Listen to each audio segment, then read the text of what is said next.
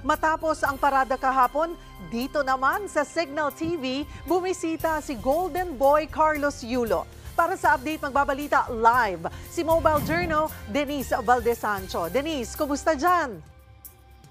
Cheryl, very happy nga ang Signal TV sa pagbisita ng ating Golden Boy na si Carlos Yulo. Mainit ang naging pagtanggap ng Signal family para sa big welcome sa two-time Olympic gold medalist Carlos Yulo. Abot langit nga ang ngiti ni Kaloy. Paano ba naman?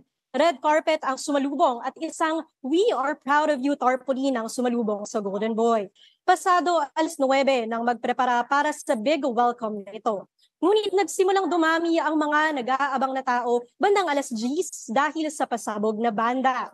10:30 nang magtilian ng lahat nang dumating si Kaloy sakay-sakay pa ng kanyang personal van. Kanya-kanyang diskarte ang lahat, ngasilayan lang ang atleta. Ang iba ready at may tripod at banner pang bitbit.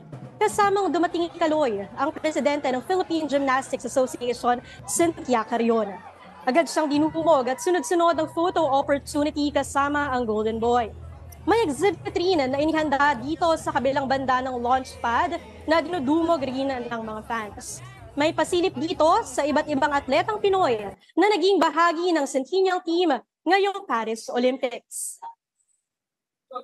Pagkatapos nga ng photo opportunity dito sa studio sa baba, agad na dumiretso si Kaloy sa taas upang bisitahin ang iba pa nating mga staff. At ngayon nga rin ay binibisita niya na ang Eat Bulaga.